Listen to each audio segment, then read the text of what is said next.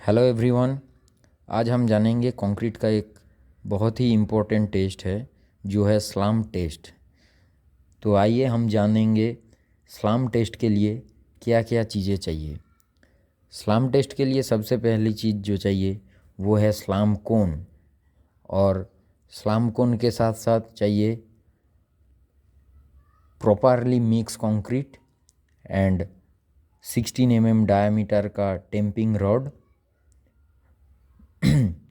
तो आइए जानते हैं स्लाम कोन के बारे में।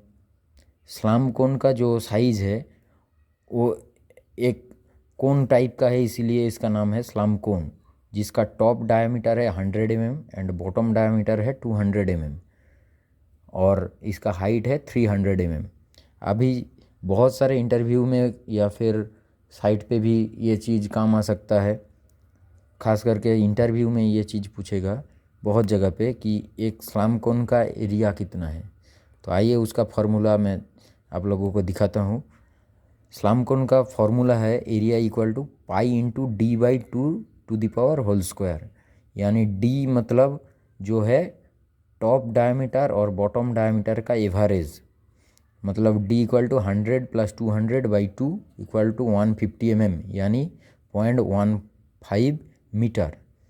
तो इस हिसाब से इस फार्मूला में ये डेटा डालने के बाद जो वैल्यू निकलता है 0.01767 मीटर स्क्वायर, ये है एक स्लाम कोन का क्रॉस सेक्शनल एरिया। अभी ये एक चीज़ और बहुत सारा इंटरव्यू में पूछता है कि एक स्लाम कोन में कितना MQ कंक्रीट रह सकता है, मतलब एक स्लाम कोन में कितना वॉल्यूम कंक्रीट रहता है। तो उसका फॉर्मूला है volume equal to area into height और लेंथ। यहाँ पे हाइट ही होगा, तो एरिया है हम लोगों का 0.01767 मीटर स्क्वायर इंटू हाइट है 300 यानी 0.30 मीटर। तो टोटल इसका वैल्यू आएगा 0.0053 MQ, यही होगा एक स्लाम कोन का वॉल्यूम। अभी कुछ इम्पोर्टेंट नोट्स है जो बहुत सारे इंटरव्यू में या फिर साइट पे काम करने के लिए भी ये आप लोगों को जानना चाहिए। वो है कि हम लोग कंक्रीट क्यूब भरते हैं 3 इक्वल लेयर में, उसका हाइट होता है 150 तो 3 इक्वल लेयर में मतलब 50 करके 3 बारी में उसको कंक्रीट भरते हैं। और यहाँ पे इसका हाइट है 300 इसको हम 4 इक्वल लेयर में 75 करके 4 इक्वल लेयर में भरेंगे, और हर एक लेयर को 25 बार टेम्पिंग रॉड से टेम्पिंग करेंगे। ये और जो टेम्पिंग रॉड होगा उसका डायमीटर होगा 16 और उसका लेंथ है 600 यानी 600। आइए कुछ चीज़ें और जानते हैं स्लाम के बारे में। ज़्यादातर स्लाम 4 टाइप का होता है, एक है कोलाप्स स्लम्प, एक है सीआर स्लम्प, एक है ट्रू स्लम्प और एक है जीरो स्लम्प। कोलाप्स स्लम्प आप फोटो में देख कर ही पता चलेगा, इसका शेप कुछ इस तरह का है। स्लम्प जो कोलाप्स कर गया मतलब उसका जो एक्चुअल आकार होना चाहिए था उससे वो गिर गया, मतलब इसमें थोड़ा पानी का मात्रा ज़्यादा होगा इसलिए ये कोलाप्स कर गया। दूसरा है ये सीआर स्लम, मतलब एक तरह का ये प्रॉपरली मिक्स कंक्रीट नहीं है, इसलिए ये एक साइड में कोलाप्स सीआर कर गया मतलब गिर गया। इस साइड में हो सकता है पानी थोड़ा कम है, इस साइड में थोड़ा पानी ज़्यादा है इसलिए ये वाला गिर गया। तो ये है सीआर स्लम। ये है ट्रू स्लम, यही एक्चुअल स्लम है इसलिए इसको ट्रू स्लम बोलते हैं। ये स्लम थोड़ा सा ही डाउन हुआ है। अच्छा, एक चीज़ और मैं बताता हूँ। स्लाम टेस्ट के दौरान जो स्लाम हाइट निकलता है वो है स्लाम कोन का टॉप से कंक्रीट का टॉप, मतलब यहाँ पे यहाँ तक ये हाइट होगा स्लाम हाइट।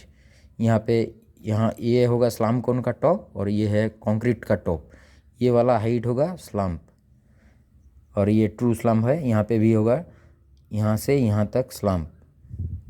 और ये है जीरो स्लम्प, मतलब इसमें थोड़ा पानी का रेशियो कम है, तो स्लैम कोन का जो आकार है लगभग वही सेम आकार आएगा स्लैम मतलब कंक्रीट का। तो इसी यहाँ पे स्लैम कोन का टॉप है ये और कंक्रीट का टॉप भी है ये, मतलब लगभग जीरो आ रहा है यहाँ पे, इसीलिए इसका नाम है जीरो स्लैम। अभी हम एक टेबल की ओर चलते हैं, स्लैम वैल्यू ऑफ कंक्रीट। ये सबसे ज़्यादा पूछने वाला इंटरव्यू में क्वेश्चन है, या फिर साइट में भी ये क्वेश्चन बहुत सारे क्लाइंट करते हैं कि अलग अलग कंक्रीट के लिए कितना स्लैम हाइट होना चाहिए, कितना है यहाँ पे, वो सारे चीज़ें पूछते हैं। तो इसके लिए आपको पहले जानना चाहिए। और ये स्लैम वैल्यू IS 456/2000 इस कोड में है। यहाँ से टेबल नंबर 7.1 यहाँ पे आप जाएंगे तो यहाँ पे आपको ये टेबल मिल जाएगा। उसमें थोड़ा ज़्यादा डिटेलिंग में दिया हुआ है कौन सा कंक्रीट कहाँ कहाँ पे है, लेकिन ये भी इंटरव्यू में पूछता है।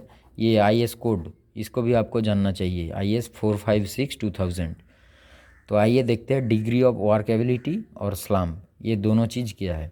डिग्री ऑफ वर्केबिलिटी होता है काम करने का जो एक टेबल होगा, मतलब वर्केबिलिटी मतलब काम करने का तरीका, और स्लैम यानी आपको जो अभी समझाया, स्लैम कोन का टॉप से कंक्रीट का टॉप जितना हाइट है वही होगा स्लैम।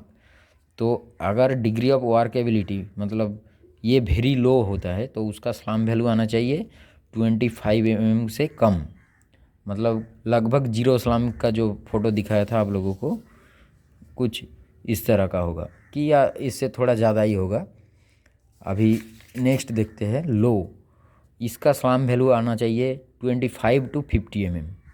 ये है मीडियम 50 to 100 mm, मतलब वर्केबिलिटी मीडियम होगा अगर स्लैम 50 से 100 mm के अंदर होगा। वर्केबिलिटी हाई होगा मतलब काम करने में बहुत आसानी होगा, हाई है इसलिए काम करने में बहुत आसानी होगा अगर स्लैम वैल्यू होगा 100 से 150 mm तक। और वर्केबिलिटी बहुत ज़्यादा हाई होगा अगर स्लैम वैल्यू 150 से ऊपर होगा। तो मेरे ख्याल से यही तो सबसे ज़्यादा आता है डिफरेंट टाइप्स ऑफ कंक्रीट में। तो ये दो वैल्यू आपको बहुत अच्छी तरह से याद रखना है, और ये टेबल को भी आपको पूरा याद रखना है। ये बहुत सारे इंटरव्यू में या फिर साइट पे बहुत जगह पे लगता है। तो ये टेबल आप जान लीजिए। आपको अगर विश्वास नहीं है तो ये IS code IS 456/2000 table number 7.1 से भी आप जान सकते हैं। तो आज का वीडियो इतना ही। इसी तरह का वीडियो के लिए आप मेरे चैनल को सब्सक्राइब कर दीजिए, और अगर वीडियो अच्छा लगे तो लाइक कीजिए और अपने दोस्तों के साथ शेयर कीजिए। Thank you.